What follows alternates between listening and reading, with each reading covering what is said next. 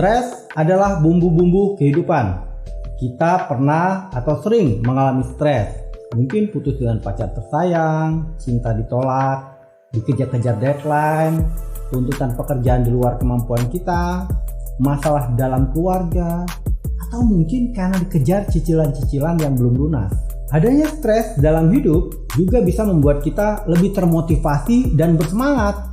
Bisa membantu kita memenuhi deadline, lebih sigap, serta lebih produktif dalam bekerja.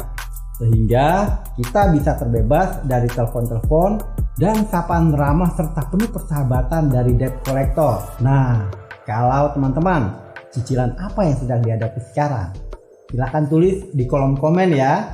Jangan lupa like dan subscribe channel ini agar semakin tumbuh, berkembang, dan berbuah.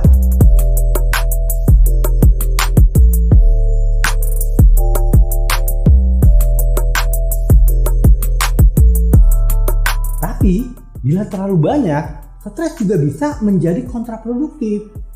Stres membuat kita gampang baper dengan perilaku teman-teman kita, jadi mager, nggak mau ngapa-ngapain, membuat nggak berdaya, dan bahkan bisa mengurangi kualitas kita dalam mengambil keputusan. Tingkat stres sangat erat kaitannya dengan tingkat kesehatan kita. Stres yang terlalu berlebihan akan mempengaruhi kesehatan kita. Demikian juga sebaliknya. Kondisi kesehatan yang tidak baik juga akan gampang membuat seseorang terkena stres. Nah, kalau teman-teman, mana yang paling sering dialami? Karena stres jadi sakit atau karena sakit jadi stres? Untuk bisa mengatasi stres, kita perlu memahami apa saja sih sumber stres itu. Berikut adalah beberapa sumber stres. Pertama, mungkin karena kita belum menetapkan prioritas dengan jelas. Terlalu banyak maunya. Mau martabak, cireng, atau odading mang oleh. Nah, jadi bingung sendiri kan? Mau Siwon, Lee Min Ho, atau Hyun Bin? Mau Luna Maya, Nikita Mirzani, atau Raisa? Kayak mereka mau aja sama kita. Oke, sebelum kalian melanjutkan stres kalian, pastikan dulu mereka mau dengan kalian. Jangan sampai kita stres untuk hal-hal yang gak penting, teman-teman. Jadi, kita perlu memiliki prioritas yang jelas untuk memudahkan kita membuat keputusan. Selanjutnya yang menjadi sumber stres adalah mengabaikan diet, istirahat, atau faktor kesehatan. Ngemil berlebihan, kerja keras sebagai kuda, udah itu jarang olahraga pula. Ya, gimana bisa sehat? Motor Kawasaki Ninja dikasih bahan bakar premium. Ya kagak bisa ngejos, bos. Penyebab stres lainnya adalah karena seringkali seseorang mengatasi stres dengan sumber stres baru. Biar ndak stres kerja terus ngemil, abis itu stres karena berat badan bertambah. Biar ndak stres kerja ngopi, abis itu stres karena ndak bisa tidur dan kurang istirahat.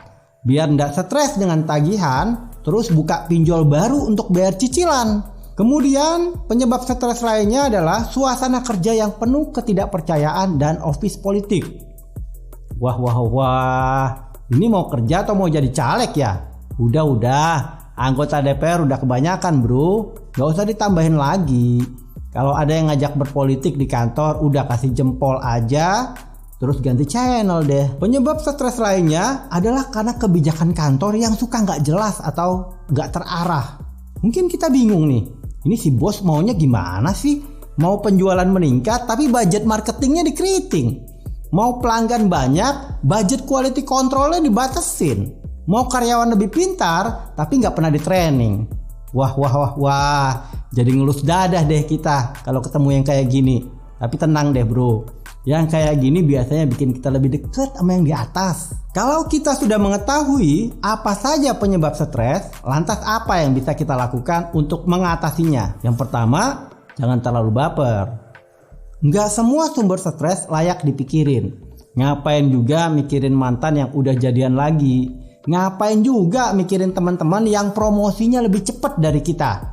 Mendingan kita simpen saja energi kita untuk meningkatkan kualitas kerja, menambah pengetahuan baru, kemudian mengembangkan network baru. Ya, mudah-mudahan kesempatan kita akan jadi lebih terbuka.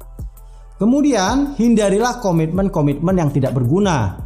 kita akan lebih dihormati jika kita lebih realistis dalam membuat komitmen. Jangan terlalu banyak mengatakan ya pada setiap ajakan yang datang ke kita. Pikirkan hal ini. Kalau kita merasa bahwa kita nggak punya waktu untuk olahraga, kok bisa kita punya waktu untuk nongkrong dengan teman-teman kita? Kalau kita merasa bahwa kita nggak punya waktu untuk belajar, kok bisa kita punya waktu untuk ngecek update status orang lain di sosial media atau bermain Mobile Legends atau Among Us? Mulailah mengurangi dan menghilangkan komitmen-komitmen yang tidak relevan dengan impian atau tujuan kita. Please my friend, don't forget to love yourself. Selanjutnya, kita perlu peduli terhadap kesehatan kita. Suatu waktu Richard Branson, CEO dari Virgin Air, pernah ditanya, "Richard, apa yang bisa kita lakukan untuk lebih produktif?" Dan dia menjawab singkat sekali, hanya dengan satu kata, "Berolahragalah." Tubuh dan jiwa kita itu memiliki kaitan yang erat. Kita nggak bisa mengabaikan salah satunya. Pilihlah olahraga-olahraga atau latihan-latihan yang membuat kita bisa menikmatinya.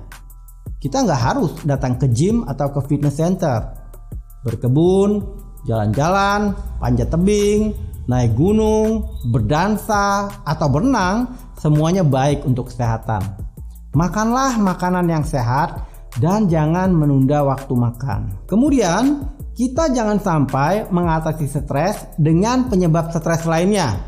Ngopi, merokok, nongkrong, main game, katanya memang bisa membuat kita menjadi lebih rileks.